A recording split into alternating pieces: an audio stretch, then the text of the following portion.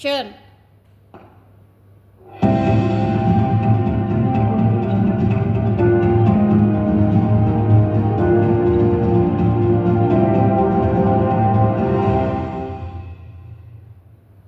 Selamat pagi, pemirsa. Indonesia kembali dihadapkan pada kenyataan pahit yang kian menganga. Korupsi seakan-akan menjadi menu utama dalam hidangan sehari-hari bangsa ini. Kasus demi kasus bermunculan, dari tingkat daerah hingga tingkat pusat. Seolah menunjukkan bahwa praktik curang ini bukan berarti pengecualian, melainkan kebiasaan yang diwariskan. Ironisnya, di tengah krisis kepercayaan publik, masyarakat justru disuguhi tontonan korupsi seolah tanpa akhir, menciptakan rasa muak sekaligus putus asa. Di tengah sorotan ini, pertanyaan kembali muncul. Sampai kapan korupsi menjadi bagian dari sistem? Dan adakah harapan untuk benar-benar bersih?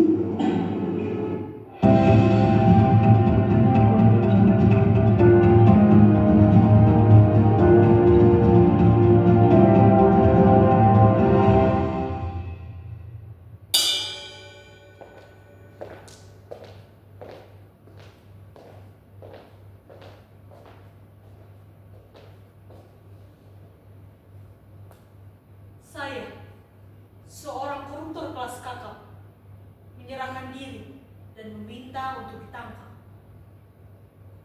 Di kantor peradilan, terdapat beberapa petugas yang berjaga.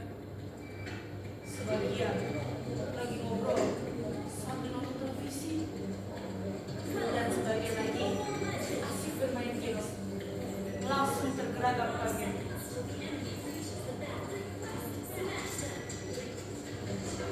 Tolong, tolong, tolong,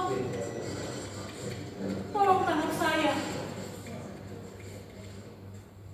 Bukannya menangkap saya, para petugas itu langsung gemeteran dan bertanya, apa tidak salah? Salah? Memang salah kalau saya menjadi koruptor yang baik. Tentu saja, peristiwa itu langsung jadi berita besar. Puluhan wartawan terus berkerumun. Dan saya dengan percaya diri langsung memberikan pernyataan-pernyataan.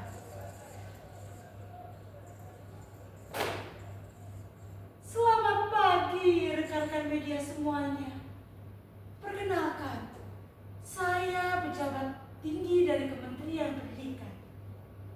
Nama serta bangga saya tak perlu saya sebutkan. Oh, nanti teman-teman rekan media akan mengetahui siapa saya sebenarnya.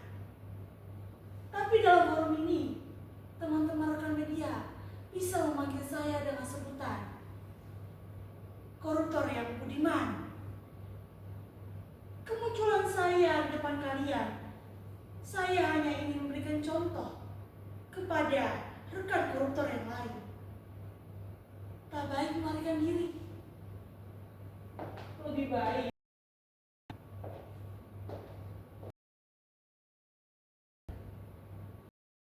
sembunyi. Bukankah ada di pengadilan? Kita nggak akan diperlakukan macam maling ayam. Ditanya-tanya sedikit, tidak ada salahnya kan? Bagi hasil kepada hak jaksa, polisi, anggap aja mereka. Bukan uang saya.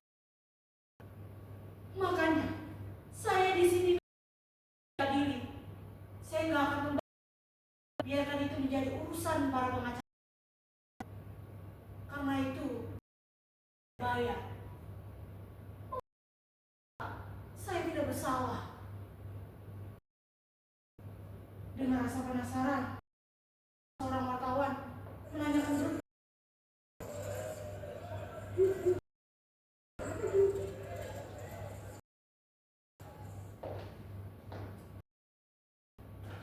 Ini yang kalian tanyakan. Ini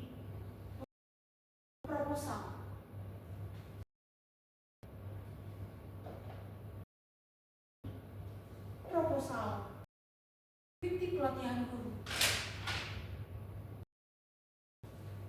Ini pengadaan buku yang tak pernah tersampaikan. Ini sarana dan prasarana di berbagai.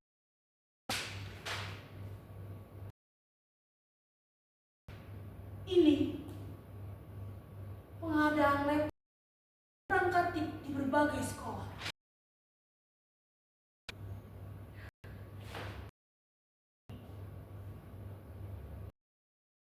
Untuk setiap anak yang berprestasi. Semua proposal, semua dari proposal ini sudah rapi, lengkap, dan pastinya sudah saya tahu cinta.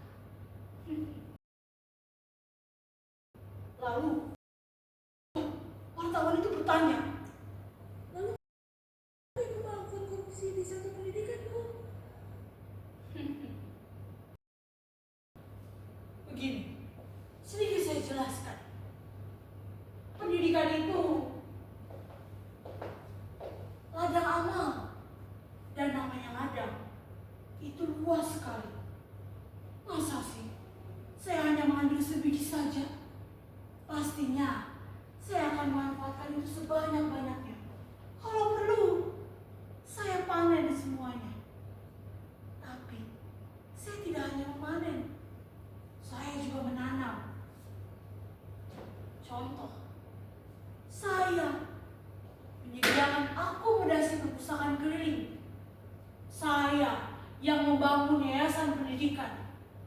Dan saya yang menyediakan internet gratis. Dan saya juga yang menyalurkan sertifikasi guru. Itu kan namanya bukan korupsi, tapi ladang amal. Lalu ibu tidak membantah kalau itu koruptor apa?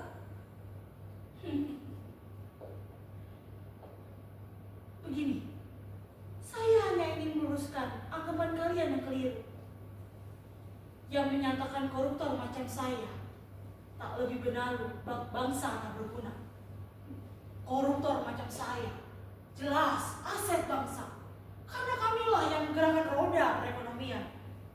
Dan dengan korupsi, uang jadi terdistribusi dengan baik, terjadi pemerataan seperti pembangunan, dan korupsi terjadi di segala bidang. Wartawan-wartawan tak bergeming menanyakan tingkah mahasiswa yang terus berdemonstrasi meminta seluruh koruptor dipenjarakan.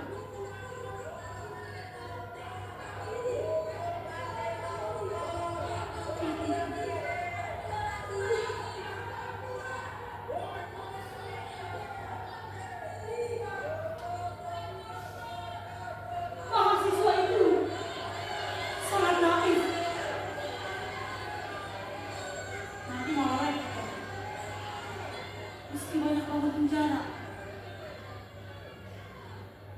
Karena kan 70% warga Indonesia pasti akan masuk penjara. Bukankah itu hanya memberatkan uang anggaran belanja negara? Percayalah, memenjarakan koruptor itu lebih tinggi dibandingkan dana subsidi BBM yang dialokasikan untuk pemerataan kemiskinan. Dan memenjarakan koruptor itu jelas kontraproduktif bagi keuangan negara. Daripada uangnya dihambur-hamburkan untuk membangun penjara, lebih baik uangnya saya korupsi.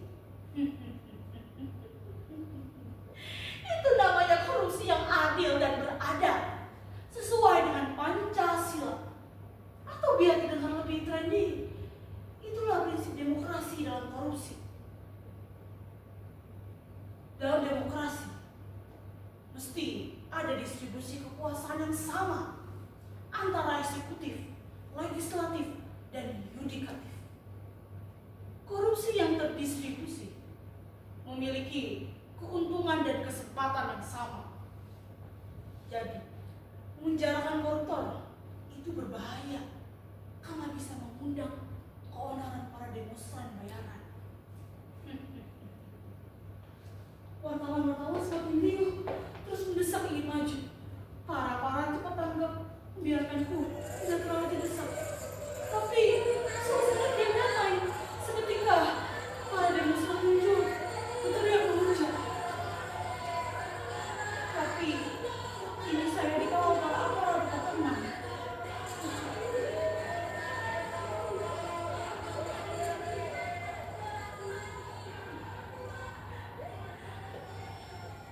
Silakanlah kalian beranggapan saya seperti apa, tapi tolong jangan terlalu pojokkan kami. Kalau soal unsur kekuatan, kami juga bisa menggelar aksi besar-besaran. Coba kalian pikirkan, bila seluruh koruptor menggelar aksi mogok 1 hari saja, dari kantor kelurahan sampai istana negara, pasti mendadak sepi, pelayanan terhenti, birokrasi macet, semua departemen kosong. Karena kami ada di setiap sendi negeri ini. Lalu, bagaimana cara kalian membasmi? Kalian aja seperti mengamputasi tubuh sendiri. Marilah kita hidup rukun dan damai. Antara yang koruptor dan kekoruptor, apa sih bedanya? MH Ain Majid bilang, kesalahan hanyalah kebenaran yang tertunda. Jadi, jika seseorang berkorupsi, itu hanyalah kesempatan yang tertunda. Semuanya akan dapat giliran.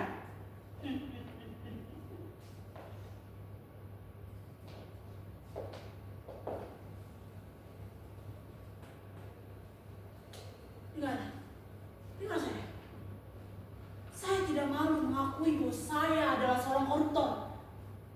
Saya malah bangga bahwa saya adalah seorang koruptor. Seperti terlepas beban hidup saya jauh lebih rileks. Dan pastinya, saya siap dihukum dengan cara yang sebenar-benarnya. Seluruh negeri geger. Sebagian menghujat saya. Demonstran menentangnya digelar. Tapi sebagian juga ada yang memuja kejujuran saya. Walhasil, nama saya melambung tinggi. Saya banyak diundang di stasiun TV nasional. Tapi karena itu, para pakar memandang sinis, menganggap saya mencari sensasi murahan. Selamat malam pemirsa. Kembali lagi bersama saya dalam program Suara Negeri.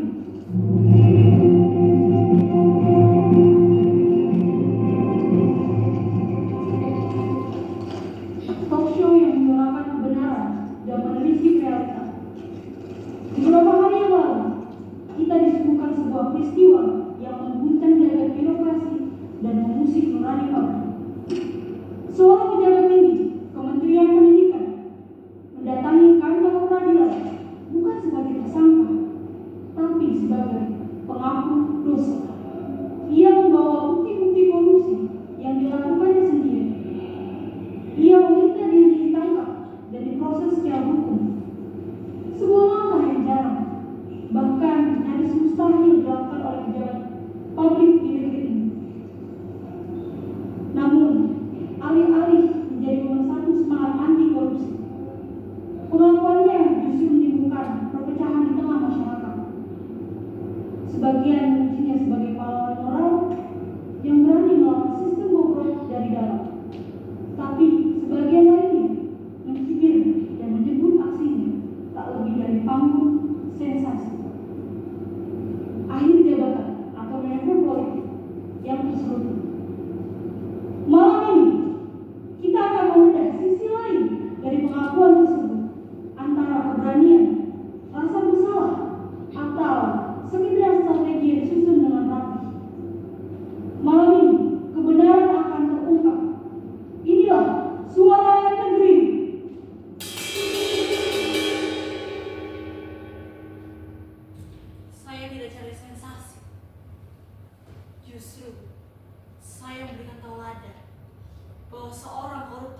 bisa menjadi seorang yang budiman. Kalaupun dia maling yang budiman. Seperti Robin Hood atau Zorro. Kalau koruptor kita kian peduli pada penerus generasi bangsa, ini negeri seolah-olah dikatakan oleh Tai Sibuton. Semuanya serba seolah-olah dan seakan-akan. Seolah-olah demokratis, seolah-olah negeri hukum, seolah-olah agamawan, seolah-olah intelektual, seakan-akan menteri, padahal pengusaha, seakan-akan penyair, padahal setengah pengangguran. Tak heran jika seseorang yang sudah menyandang sebagai koruptor pun masih bisa terlihat senyum, macam rohaniwan seperti saya.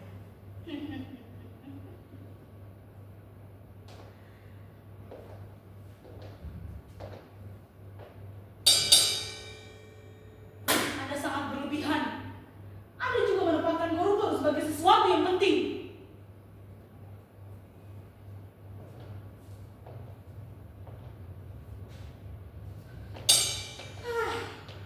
Sudahlah.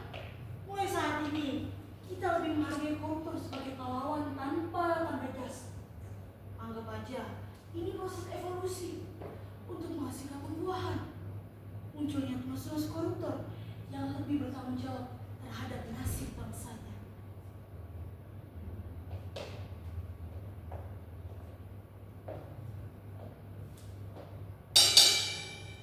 Lalu, dengan menyerahkan diri, Anda sudah merasa bertanggung jawab.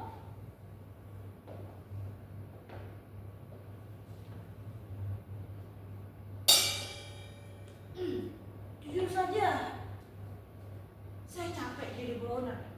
Itu sangat merendahkan martabat saya. Saya seperti sekelas patroli atau buzzer. Lebih baik saya istirahat nyaman di dalam penjara, ketemu koruptor kolega yang lainnya, saling kumpul, berbagi pengalaman. Korupsi tidak korupsi, asal kumpul. Hanya saja saya heran kepada aparat-aparat kita. Kenapa mereka masih suka menangkap koruptor macam saya? Ketika saya datang, mereka malah sembunyi. Ada yang mereka percaya bahwa koruptor macam saya memang aset bangsa yang harus dilindungi. Ketika saya sudah di dalam penjara pun, saya masih bisa melakukan aktivitas korupsi itu dengan baik dan benar, serta secara murni dan konsekuen.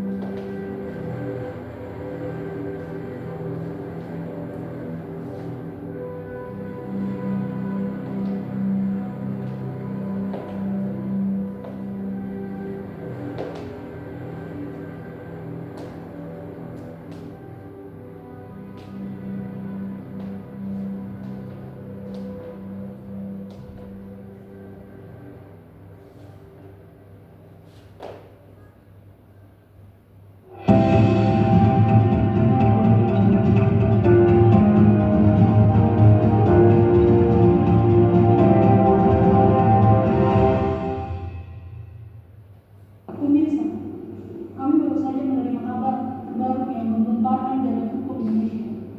Seorang pejabat tinggi yang beberapa waktu lalu membuat heboh publik dengan pengakuan terbuka atas tindak korupsi, kini resmi ditahan.